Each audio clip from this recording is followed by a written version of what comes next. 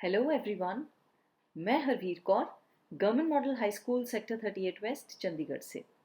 और आज के इस वीडियो में हम क्लास 10th का chapter 7 control and coordination discuss करेंगे। इस चैप्टर का पहला part that is the nervous system in animals हम ऑलरेडी डिस्कस कर चुके हैं। तो आज का हमारा पार्ट 2 है जिसमें हम केमिकल कोऑर्डिनेशन डिस्कस करेंगे। केमिकल कोऑर्डिनेशन जो है ये एनिमल्स और प्लांट्स दोनों में ही मैसेज ट्रांसफ़र करने का एक इफ़ेक्टिव तरीका है। तो इस वीडियो में हम प्लांट्स में केमिकल कोऑर्डिनेशन किस तरीके से होता है, कौन कौन से केमिकल्स हैं जो इम्पॉर्टेंट रोल प्ले करते हैं, और एनिमल्स का जो कोऑर्डिनेशन सिस्टम है, केमिकल कोऑर्डिनेशन सिस्टम, वो कैसे काम करता है, उसके बारे में हम डिटेल में डिस्कस करेंगे। तो चलिए हम अपने डिस्कशन शुरू करते हैं। अब प्लांट्स जो हैं उनमें कोई कॉम्प्लेक्स नर्वस सिस्टम नहीं होता जैसे कि एनिमल्स में होता है। There is no thinking process, there is no brain और कोई ऐसा सेंट्रल नर्वस सिस्टम नहीं है जो उनकी एक्टिविटीज़ को कोऑर्डिनेट करे। बट फिर भी प्लांट्स बहुत ऑर्गेनाइज्ड तरीके से जो अलग अलग मूवमेंट्स हैं वो शो करते हैं। प्लांट्स जो हैं उनमें मैकेनिज्म है मैसेजेस सेंड करने का, जिसमें सेल्स के थ्रू ही मैसेजेस जो हैं वो ट्रांसफ़र होते हैं from one cell to the other. और ये जो मैसेजेस हैं ये केमिकल्स और इलेक्ट्रिकल इम्पल्सेस बिल्कुल उसी तरीके से जिस तरीके से एक न्यूरॉन में मैसेज सेंड होता है ये उसी तरीके से सेंड होते हैं। बट यहाँ पे कोई स्पेशलाइज्ड टिश्यू नहीं है, यहाँ पे सेल्स जो हैं वो खुद ही आगे जो है मैसेज को केमिकल और इलेक्ट्रिकल इम्पल्स के फॉर्म में ट्रांसमिट करते हैं। प्लांट्स में जो जनरली हमें मूवमेंट्स देखने को मिलती हैं ये दो तरह की मूवमेंट्स हैं। एक तो ग्रोथ रिलेटेड मूवमेंट्स हैं उनमें, that is growth of the root, growth of the shoot, tendrils जो हैं, जो क्लाइंबर्स होते हैं, जो बेलें हैं वो जब सपोर्ट पे चढ़ती हैं, आपने अंगूर की बेल देखी होगी, करेले की बेल देखी होगी, मटर देखे होंगे, तो उसमें टेंड्रिल्स होते हैं। ये किसी भी सपोर्ट को पकड़ के उस प्लांट को ऊपर की ओर चढ़ने में मदद करते हैं। तो ये जो सारी मूवमेंट्स हैं ये ग्रोथ रिलेटेड मूवमेंट्स हैं। Now they are also very well coordinated.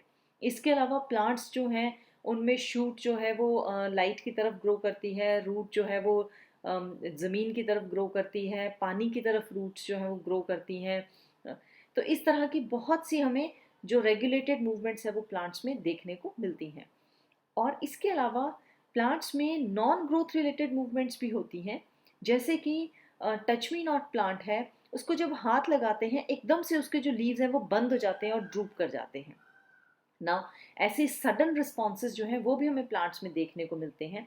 इसी तरह इंसेक्टिवोरस प्लांट्स जो हैं, जैसे वीनस फ्लाई ट्रैप है, जैसे ही इंसेक्ट बैठता है तो इमीडिएटली उसके लीव्स क्लोज हो जाते हैं और वो इंसेक्ट को ट्रैप कर लेता है। सो ऐसी जो मूवमेंट्स हैं ये नॉन ग्रोथ रिलेटेड मूवमेंट्स हैं, बट प्लांट्स में ये बहुत ही क्लियर और बहुत ही एविडेंट मूवमेंट्स होती हैं। तो चलिए सबसे पहले हम sensitive plant that is touch me not plant उसकी जो मूवमेंट है वो डिस्कस करते हैं। जैसे ही हम एक टच मी नॉट प्लांट को टच करते हैं, हाथ लगाते हैं, इमीडिएटली उसके जो लीव्स हैं वो क्लोज होके ड्रूप कर जाते हैं। अब यहाँ पे जो मैसेज है वो ट्रांसमिट हो रहा है प्लांट में, but there is no nervous system involve. और यहाँ पे आप देखिए किसी भी पॉइंट पे अगर हम टच करते हैं वो जो पूरा एक बंच ऑफ लीव्स है वो सारा का सारा ड्रूप करता है। सो यहाँ पे अपार्ट फ्रॉम आप किसी भी पार्ट को टच कीजिए irrespective of the leaf we are touching, वो जो एंटायर लीफलेट है वो पूरी की पूरी ड्रूप कर रही है। एट दिस इंफॉर्मेशन जब हमने प्लांट को टच किया तो there is a kind of impulse generated, और ये जो इंफॉर्मेशन है ये इमीडिएटली सेंड होती है in the form of electrical and chemical impulses. और जहाँ पे प्लांट का पल्वाइनस है, जहाँ से ये लीफलेट्स निकलते हैं, वहाँ पे एक स्वलन पोर्शन होता है जिसे पल्वाइनस कहते हैं। तो पल्वाइनस से इमीडिएटली सारे लीफलेट्स में ये मैसेज जाता है, और वो जो लीफलेट्स हैं उनके सेल्स जो हैं उनमें से जल्दी से पानी जो है वो बाहर आ जाता है, और उनमें पानी का कंटेंट कम होने की वजह से वो सेल्स फ्लैट हो जाते हैं और जो लीव्स हैं वो ड्रूप कर जाते हैं। तो यहाँ पे मूवमेंट हो रही है, बट मूवमेंट एनिमल्स की तरह नहीं हो रही। जैसे एनिमल्स में मसल्स अपनी शेप चेंज करती हैं, यहाँ पे जो सेल्स हैं वो अपनी शेप ज़रूर चेंज करते हैं, but by changing the amount of water. वो अपने सेल के अंदर जो पानी प्रेजेंट है उस पानी को वो रिलीज करते हैं और ये सेल श्रिंक कर जाते हैं, जिसकी वजह से जो लीव्स हैं वो ड्रूप कर जाते हैं। So this is how movement takes place in touch me not plant. अब ऐसी ही बहुत सी मूवमेंट्स हैं, जैसे कि opening and closing of flower, तो उसमें भी ऐसे ही जो वाटर की मूवमेंट है वो चेंज होती है। तो ये सारी जो नॉन ग्रोथ रिलेटेड मूवमेंट्स हैं, opening and closing of stomata भी एक ऐसी ही मूवमेंट है जिसमें पानी का अमाउंट चेंज करके जो गार्ड सेल्स हैं वो टर्जिड या फ्लैक्सिड होते हैं। Now next is a growth related movement, जो टेंड्रिल्स होते हैं प्लांट में, वो कैसे ग्रोथ में मदद करते हैं। आप लोगों ने बहुत सारे क्लाइंबर प्लांट्स देखे होंगे जिनमें ये जो टेंड्रिल्स हैं ये किसी ना किसी सपोर्ट के साथ अटैच होके प्लांट को ग्रो करने में मदद करते हैं। अब टेंड्रिल्स में किस तरीके से जो ग्रोथ होती है वो हम डिस्कस करेंगे। टेंड्रिल्स जो हैं they are sensitive to touch, मतलब जहाँ भी कोई सपोर्ट है वहाँ पे ये जैसे ही उस सपोर्ट के साथ टच करते हैं तो जो हिस्सा सपोर्ट को टच कर रहा है वहाँ पे ग्रोथ जो है वो कम हो जाती है, और जो दूसरे साइड है, जो उस सपोर्ट के ऑपोजिट साइड है जो टच नहीं कर रही है, वहाँ पे जो ग्रोथ है वो फास्ट हो जाती है। तो वहाँ पे सेल्स की ग्रोथ ज़्यादा तेज़ है, जिसकी वजह से क्या होता है कि एक साइड जो है टेंड्रिल की वो छोटी रह जाती है और जो दूसरी साइड है वो लंबी हो जाती है। तो इससे टेंड्रिल्स जो है वो कर्ल होने, मुड़ने शुरू हो जाते हैं और वो उस सपोर्ट के आसपास अपने आप को घुमा लेते हैं। तो इस तरह से ये सपोर्ट को टाइटली पकड़ लेते हैं और इन टेंड्रिल्स की मदद से जो प्लांट्स है वो आगे की तरफ ग्रो करते हैं। एनवायरमेंटल ट्रिगर्स जो हैं, जैसे कि लाइट हो गई या ग्रेविटी हो गई या पानी की प्रेजेंस हो गई या एब्सेंस हो गई, तो ये सारी चीज़ें जो हैं ये भी प्लांट की ग्रोथ को इफेक्ट करती हैं। प्लांट जो है वो किस पर्टिकुलर डायरेक्शन में ग्रो करेगा ये डिपेंड करता है कि उसका एनवायरनमेंट किस तरीके का है। जैसे कि जो शूट है वो हमेशा लाइट की तरफ ग्रो करेगी, या जो रूट है वो हमेशा पानी की तरफ या ग्रेविटी की तरफ ग्रो करेगी। सो ये जो डायरेक्शंस हैं प्लांट की ग्रोथ की, ये डिसाइड की जाती हैं कि प्लांट का एनवायरनमेंट किस तरीके का है। तो ये बहुत सी चीज़ें जो प्लांट के एनवायरनमेंट में प्रेजेंट हैं ये उसकी डायरेक्शनल ग्रोथ के लिए रिस्पॉन्सिबल हैं।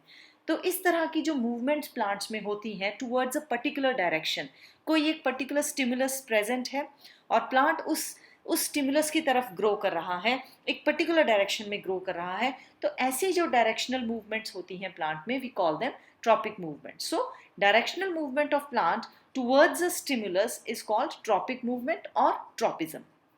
प्लांट्स जो हैं they show tropism to various kinds of stimulus, बहुत तरह के स्टिमुलस हैं जिसके लिए प्लांट्स रिएक्ट करते हैं। नाउ प्लांट्स जो हैं ये दो तरह के इनकी ग्रोथ हो सकती है, या तो ये स्टिमुलस की तरफ ग्रो करते हैं when the movement is towards the stimulus, like the shoot is growing towards light, so that is positive tropism, positive phototropism. या जो प्लांट्स हैं they can grow away from the stimulus, जैसे कि जो रूट्स हैं they grow away from the light, तो इसे हम नेगेटिव ट्रॉपिज्म कहेंगे। अब जो टाइप्स ऑफ ट्रॉपिक मूवमेंट्स है कॉमनली जो हमें देखने को मिलती हैं वो है geotropism, that is the reaction of the plants towards gravity. जैसे रूट्स जो हैं दे ग्रो टुवर्ड्स ग्रेविटी तो वो पॉजिटिव जियोट्रॉपिज्म है, और शूट्स जो हैं they grow away from gravity तो वो नेगेटिव जियोट्रॉपिज्म है। इसी तरह से hydrotropism, that is the reaction of water to reaction of plants towards water. Chemotropism chemicals के लिए जो प्लांट्स का रिएक्शन है, या फोटोट्रॉपिज्म लाइट के लिए जो प्लांट्स का रिएक्शन है। So let us discuss about phototropism. Light जो है ये प्लांट्स के लिए एक बहुत इम्पॉर्टेंट सोर्स ऑफ ग्रोथ है और ये बहुत इम्पॉर्टेंट एनवायरमेंटल स्टिमुलस भी है।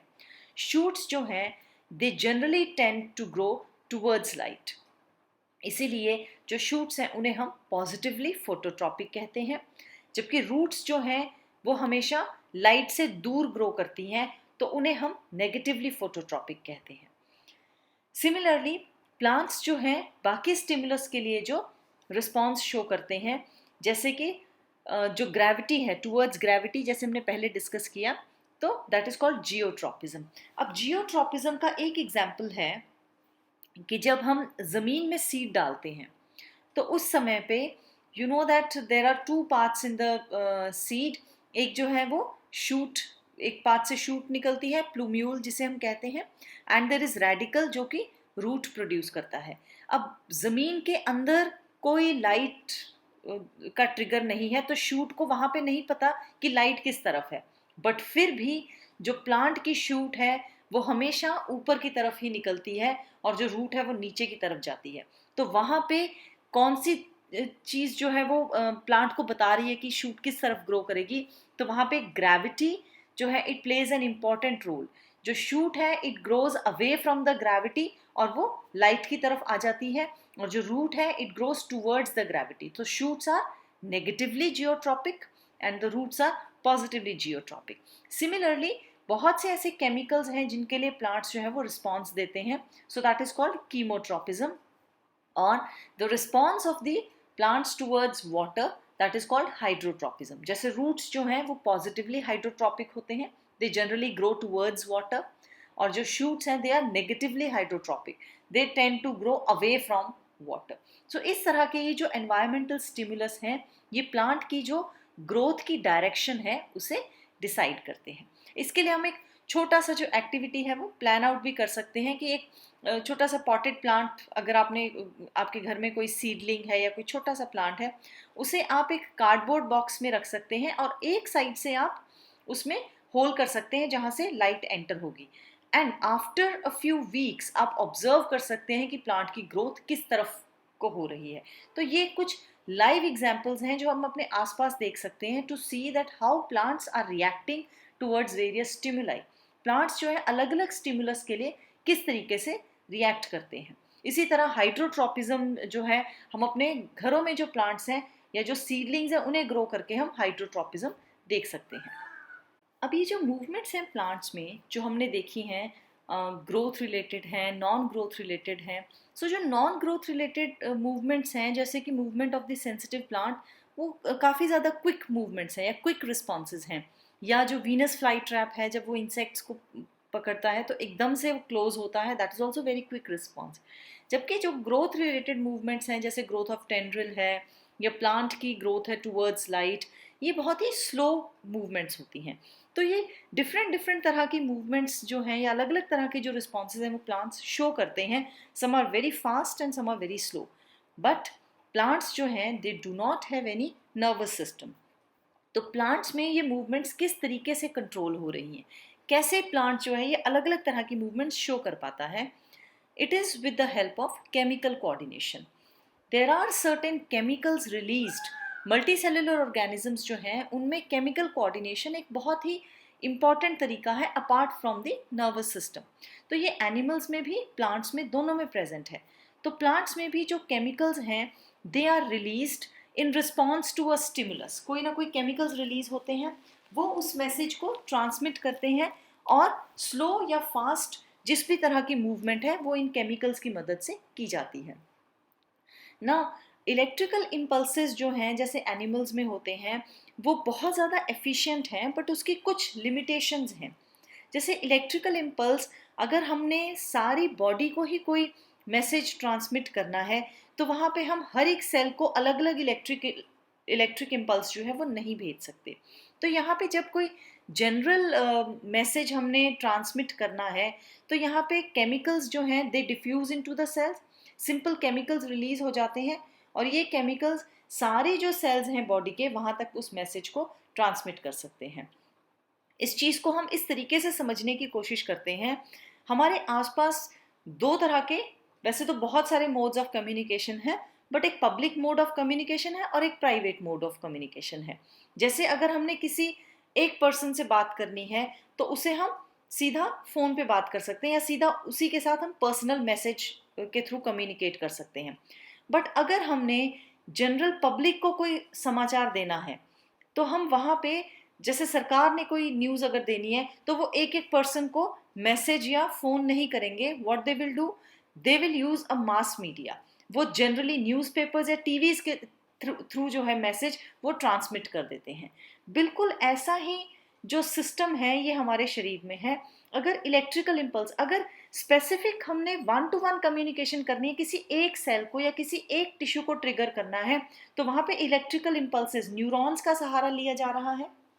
जबकि अगर हमने जनरली सारे सेल्स को एक मैसेज देना है, सो सभी सेल्स को जब हमने एक्टिवेट करना है, तो वहाँ पे हम एक केमिकल रिलीज करके सारे के सारे सेल्स जो हैं शरीर के, उन्हें हम कोई एक पर्टिकुलर जो मैसेज है वो दे सकते हैं। जैसे ग्रोथ जो है, now growth is a general process, जो सारी बॉडी के जो सेल्स हैं they are involve in the growth.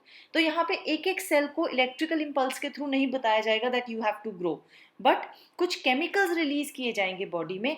ये जो केमिकल्स हैं ये सेल्स की ग्रोथ, डिवीजन, इन सारी चीज़ों को कंट्रोल करते हैं। सो जो केमिकल कोऑर्डिनेशन है ये बहुत ज़्यादा इफेक्टिव है अगर हमने कोई कॉमन मैसेज सारी बॉडी में देना है। दूसरा, सेल्स जब इलेक्ट्रिकल इम्पल्सेस जनरेट करते हैं तो वहाँ पे उन्हें एक इम्पल्स जनरेट करने के बाद उन्हें थोड़ा टाइम चाहिए दोबारा रीसेट होने के लिए। तो अगर कॉन्टिन्यूस मैसेज हमने भेजना है बॉडी को, तो वहाँ पे जो इलेक्ट्रिकल इम्पल्सेस हैं they are not very effective. जबकि अगर केमिकल फॉर्म में जो मैसेजेस जाते हैं वो कॉन्टिन्यूसली रिलीज हो सकते हैं। तो ये जो केमिकल्स हैं जो लगातार बॉडी में रिलीज होते हैं टू कन्वे द मैसेजेस, इन्हें हम कहते हैं हार्मोन्स। अब ये जो हार्मोन्स हैं ये प्लांट्स में जो कम्युनिकेशन होती है या प्लांट्स में जो कोऑर्डिनेशन होती है, it is done with the help of plant hormones. Hormones are those chemical substances which are released in very small amount. बहुत कम अमाउंट में ये केमिकल सब्सटेंसेस रिलीज होते हैं, but they are necessary for proper growth and development of the organism. तो ये proper growth और development के लिए ज़रूरी है। तो यहाँ पे 5 प्लांट हार्मोन्स हैं। सबसे पहला जो प्लांट हार्मोन है वो है ऑक्सिन। ऑक्सिन का काम है, ये सेल इलोंगेशन में मदद करता है, इसीलिए ये ग्रोथ में हेल्प करता है प्लांट की। नेक्स्ट है cytokinin. Cyto means cell, kinin means division. So ये जो सेल्स हैं, ये जो हार्मोन्स हैं ये सेल्स को डिवाइड करने में मदद करते हैं, हेंस ये भी प्लांट की ग्रोथ में मदद करते हैं। मेरिस्टेमेटिक रीजन्स में जो सेल डिवीजन होती है तो वहाँ साइटोकाइनिन जो है ये बहुत इंपॉर्टेंट रोल प्ले करता है। थर्ड है गिबरेलिंस। ये भी ग्रोथ हार्मोन है और ये जो स्टेम की ग्रोथ है उसमें मदद करते हैं। नेक्स्ट है एब्सिसिक एसिड। एब्सिसिक एसिड जो है ये एक तरह का प्लांट का स्ट्रेस हार्मोन है और ये ग्रोथ को रोकना है अगर किसी रीजन में, या लीव्स जो होते हैं उनकी विल्टिंग जो है लीव्स की, या लीव्स जो है पेड़ से लीव्स तोड़ने हैं, जब पुराने हो जाते हैं पत्ते तो उन्हें पेड़ों से गिराना है, या जो फ्रूट पक जाता है उसे पेड़ से गिराना है। तो इस तरह की जो एक्टिविटीज़ हैं वो एब्सिसिक एसिड जो है ये इन चीज़ों में मदद करता है। इसके अलावा नेक्स्ट है एथिलीन। एथिलीन जो है ये राइपनिंग हार्मोन है। ये फ्रूट्स को पकने के समय जो एथिलीन है वो रिलीज होता है और ये फ्रूट्स की राइपनिंग में मदद करता है। नाउ नेक्स्ट इज ऑक्सिन का जो रोल है इन ग्रोथ। ऑक्सिन जो है they help in growing the plant towards light. जो शूट है वो लाइट की तरफ ग्रो करती है, जैसे हमने फोटोट्रॉपिज्म देखा था। तो फोटोट्रॉपिज्म में ऑक्सिन्स जो हैं they play a very important role. जब भी प्लांट जो है वो लाइट डिटेक्ट करता है कि इस साइड से लाइट आ रही है, तो वहाँ पे ऑक्सिन हार्मोन जो है वो रिलीज होना शुरू हो जाता है, वहाँ पे ऑक्सिन इकट्ठा हो जाता है। अब ये जो ऑक्सिन है ये नॉर्मली जो शेडी साइड है जहाँ पे लाइट नहीं पड़ रही है, ये वहाँ पे ज़्यादा मात्रा में इकट्ठा हो जाता है, और जिस तरफ से लाइट आ रही है वहाँ पे ऑक्सिन कम होता है। सो क्या होगा, जिस तरफ जो ऑक्सिन है वो ज़्यादा है तो वहाँ पे सेल इलोंगेशन भी ज़्यादा होगा क्योंकि ये ग्रोथ में मदद करता है। तो वो साइड जो है प्लांट की वो ज़्यादा ग्रो कर जाएगी, और जबकि जो लाइट की तरफ वाली साइड है प्लांट की वो कम ग्रो करेगी। तो इससे क्या होगा, जो प्लांट है वो हल्का सा बेंड हो जाएगा। जो सन की तरफ जो फेसिंग साइड है वो थोड़ी छोटी रह जाएगी, और जो दूसरी तरफ जो साइड है वो थोड़ी लंबी हो जाएगी, जिससे प्लांट बेंड होता चला जाता है और and it appears that the plant is bending towards light. तो इस तरीके से जो ऑक्सिन्स हैं ये फोटोट्रॉपिज्म में मदद करते हैं। अब जैसे प्लांट्स में हार्मोन्स रिलीज होते हैं और ये प्लांट्स की ग्रोथ और डेवलपमेंट को कंट्रोल करते हैं, इसी तरह से एनिमल्स में भी देयर आर सर्टेन केमिकल्स जो कि बहुत इंपॉर्टेंट रोल प्ले करते हैं in growth and development of the body. So इन केमिकल्स को हम कहते हैं hormones. The chemicals which are secreted in small quantities which help in normal functioning of the body. अब एनिमल बॉडी में भी बहुत से ऐसे जनरल फंक्शंस हैं, जैसे ग्रोथ हो गया, मेटाबॉलिज्म हो गया, जो कि बहुत सारे सेल्स जो हैं वो इकट्ठे करते हैं. तो अब ये एक एक सेल को जो इलेक्ट्रिकल इम्पल्स भेजना, it is not possible. So in general there are certain organs जो कि केमिकल्स रिलीज करते हैं, और इन केमिकल्स की मदद से जो बॉडी के जनरल फंक्शंस हैं इन्हें कंट्रोल किया जाता है. अब regulation of many cells at a time जो है वो इलेक्ट्रिकल इम्पल्स से पॉसिबल नहीं है, जबकि बॉडी के जो मैक्सिमम सेल्स हैं वो केमिकल कोऑर्डिनेशन में हम एट अ टाइम कंट्रोल कर सकते हैं. सो केमिकल कोऑर्डिनेशन जो है ये जनरल फंक्शनिंग जो है बॉडी की, इसे रेगुलेट करने में मदद करती है. अब ये जो हार्मोन्स हैं they are released by the organs called glands, और ये जो ग्लैंड्स हैं ये इन हार्मोन्स को directly into the blood release करते हैं. और ये जो ग्लैंड्स हैं ये डक्ट लेस होते हैं. डक्टलेस मीन्स इनमें कोई डक्ट्स नहीं होती हैं, कोई ऐसे ट्यूब्स नहीं होती हैं जिनके थ्रू ये हार्मोन्स रिलीज करते हैं. ये डक्टलेस ग्लैंड्स हैं और ये डायरेक्टली इनटू द ब्लड जो हार्मोन्स हैं उन्हें सक्रीट करते हैं, और इन्हें हम एंडोक्राइन ग्लैंड्स कहते हैं. Now these are the endocrine glands in humans. ये एंडोक्राइन सिस्टम है ह्यूमंस का. तो यहाँ पे कुछ जो ग्लैंड्स हैं लाइक हाइपोथैलेमस, पिट्यूटरी ग्लैंड, ये ब्रेन के पास लोकेटेड हैं. Then there is a thyroid gland which is located in the neck. Thymus है जो कि हमारा विंड पाइप के पास चेस्ट में लोकेटेड है. There is pancreas. पैंक्रियाज आप ऑलरेडी डाइजेस्टिव सिस्टम में भी पढ़ चुके हैं. It's a leaf like organ जो कि प्रेजेंट है between stomach and large intestine. Then there are adrenal glands जो कि किडनी के ऊपर प्रेजेंट हैं. Then there is testis and ovaries. Testis in males और ओवरीज इन फीमेल्स, ये भी एंडोक्राइन ग्लैंड्स की तरह काम करते हैं because they release male and female hormones respectively. तो चलिए अब हम कुछ हार्मोन्स और उनके जो ग्लैंड्स हैं उनके बारे में डिस्कस करते हैं. सबसे पहले पिट्यूटरी ग्लैंड. पिट्यूटरी ग्लैंड जो है ये मिड ब्रेन के पास प्रेजेंट होता है, और ये बहुत से हार्मोन्स सक्रीट करता है. उनमें से ग्रोथ हार्मोन जो है it is one of the important hormones. ये जो पिट्यूटरी है it is under the control of hypothalamus. Now ये जो ग्रोथ हार्मोन है, नाम से ही जैसे पता चल रहा है, तो ये ह्यूमंस में और एनिमल्स में ये ग्रोथ एंड डेवलपमेंट को कंट्रोल करता है. आपने अक्सर बहुत ड्वार्फ, बहुत छोटे लोग या बहुत लंबे लोग देखे होंगे जिन्हें जायंट्स कहते हैं या जिन्हें ड्वार्फ्स कहते हैं. तो उनमें क्या होता है, ग्रोथ हार्मोन जो है प्रॉपर अमाउंट में सक्रीट नहीं होता है. अगर ग्रोथ हार्मोन कम मात्रा में सक्रीट होता है तो उससे जो ग्रोथ है वो प्रॉपर नहीं हो पाती and the person stage dwarf, वो बौना रह जाता है. और अगर ग्रोथ हार्मोन ज़्यादा मात्रा में सक्रीट हो जाता है then it leads to जाइगैंटिज्म.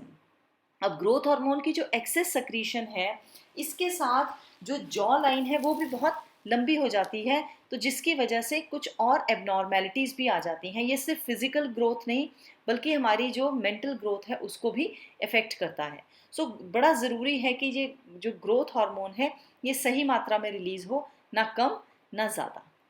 Our next gland is thyroid gland. इसकी जो लोकेशन है ये नेक में प्रेजेंट है, विंड पाइप के पास, और ये एक हार्मोन सक्रीट करता है थायरॉक्सिन. ये जो थायरॉक्सिन है ये हमारी बॉडी में फैट, कार्बोहाइड्रेट और प्रोटीन मेटाबॉलिज्म को कंट्रोल करता है. Now what is the meaning of metabolism? Metabolism means हम जो भी खाना खाते हैं उसमें से कुछ खाना जो है वो एनर्जी के लिए यूज़ हो जाता है और कुछ खाना हमारी बॉडी में स्टोर हो जाता है. वो जो स्टोर्ड फूड है फिर जब भी हमें ज़रूरत है तो हम उस स्टोर्ड खाने से एनर्जी ले सकते हैं. प्रोटीन्स जो हैं ये हमारी जो नए पार्ट्स हैं, नए सेल्स हैं, नए टिश्यूज़ हैं उनको बनाने में मदद करता है. तो ये जो सारा काम हो रहा है इसको सबको हम मेटाबॉलिज्म कहते हैं. This is a complete set of reactions जिसमें कि जो भी हम खाना खा रहे हैं वो कैसे हमारे शरीर में यूज़ होगा वो सारा कुछ मेटाबॉलिज्म से कंट्रोल होता है, और इसको कंट्रोल करता है थायरॉक्सिन. सो थायरॉक्सिन अगर कम मात्रा में रिलीज़ होता है तो एक बीमारी है उसको कहते हैं हाइपोथायरॉयडिज्म.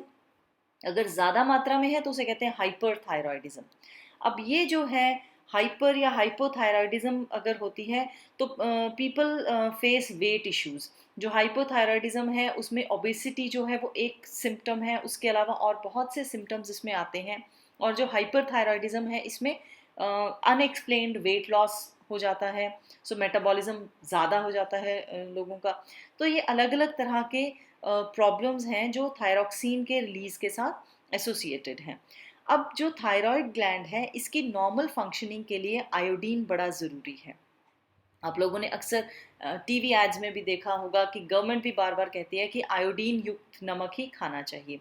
और ये आयोडीन युक्त नमक जो है ये थायरॉक्सिन जो है इसके रिलीज में मदद करता है। तो अगर आयोडाइज्ड सॉल्ट हम लेंगे तो आयोडीन की मात्रा भरपूर बनी रहेगी बॉडी में, और थायरॉक्सिन का जो रिलीज है वो नॉर्मल रहेगा, थायराइड ग्लैंड ठीक तरीके से काम करेगा। और आयोडीन की कमी से एक बीमारी हो जाती है जिसे कहते हैं गॉइटर।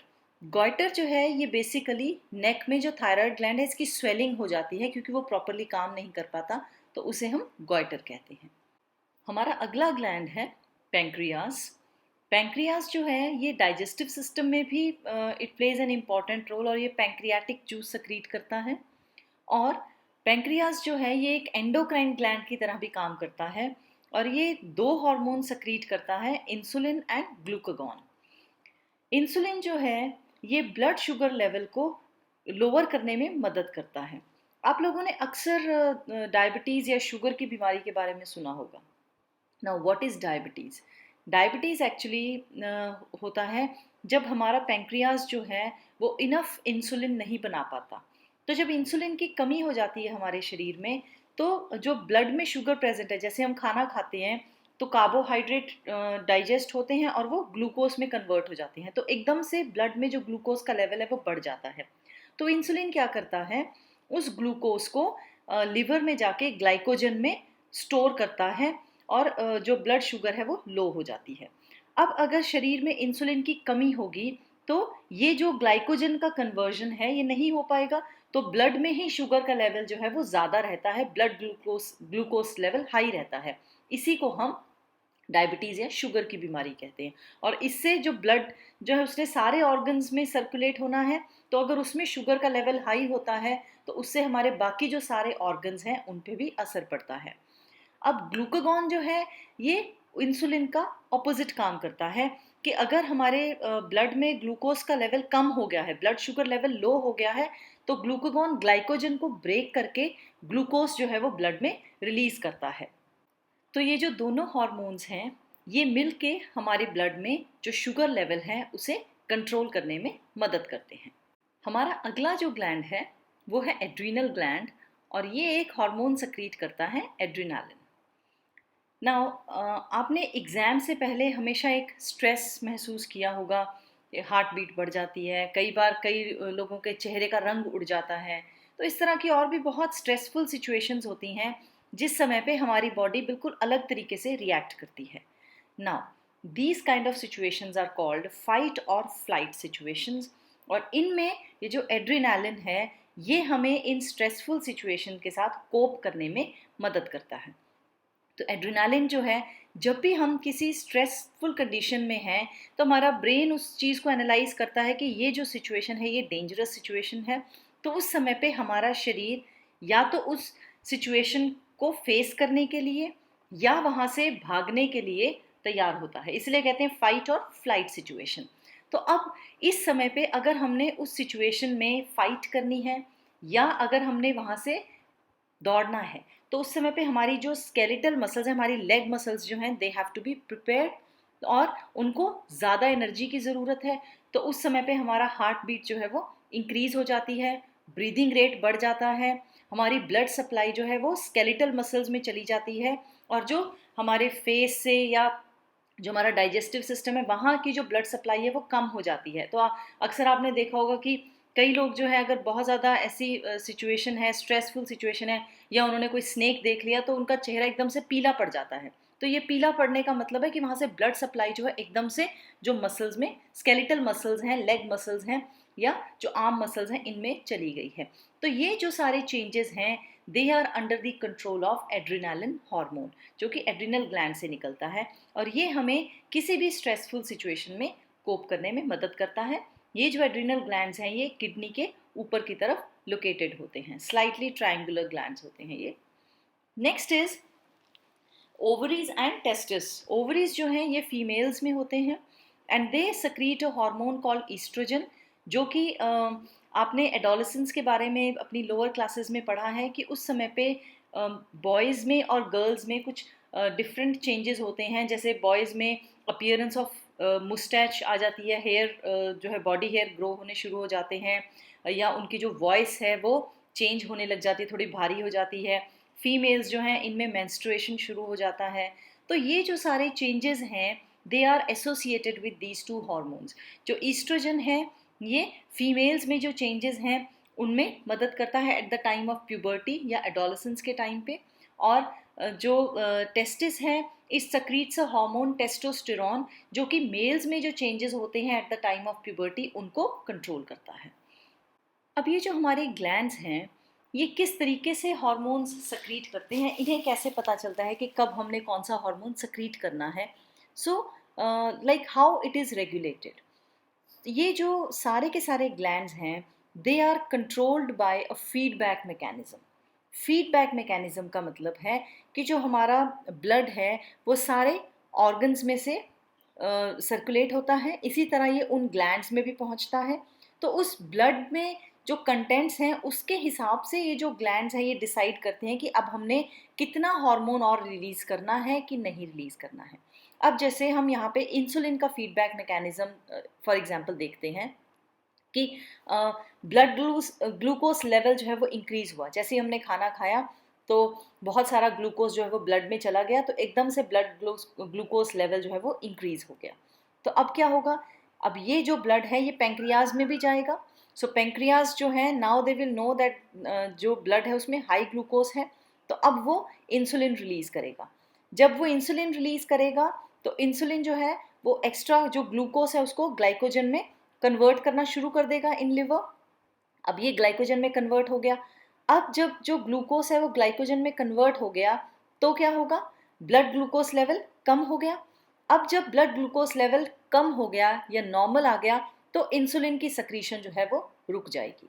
ठीक है, अगर अब इंसुलिन सक्रीट नहीं होगा। अब अगर फिर से ब्लड ग्लूकोज लेवल इंक्रीज होता है फिर दोबारा इंसुलिन सक्रीट होगा, फिर वो दोबारा से ग्लूकोज को ग्लाइकोजन में कन्वर्ट करेगा, और जब ब्लड ग्लूकोज लेवल लो हो जाएगा फिर से इंसुलिन सक्रीशन जो है वो बंद हो जाएगी। तो इस तरीके से एक फीडबैक मैकेनिज्म के थ्रू जो ग्लैंड्स हैं उन्हें पता चलता है, वो रेगुलेट होते हैं कि हमने कब हार्मोन रिलीज करना है और कब नहीं रिलीज करना है। तो सारे के सारे ग्लैंड्स जो हैं they are under this feedback mechanism.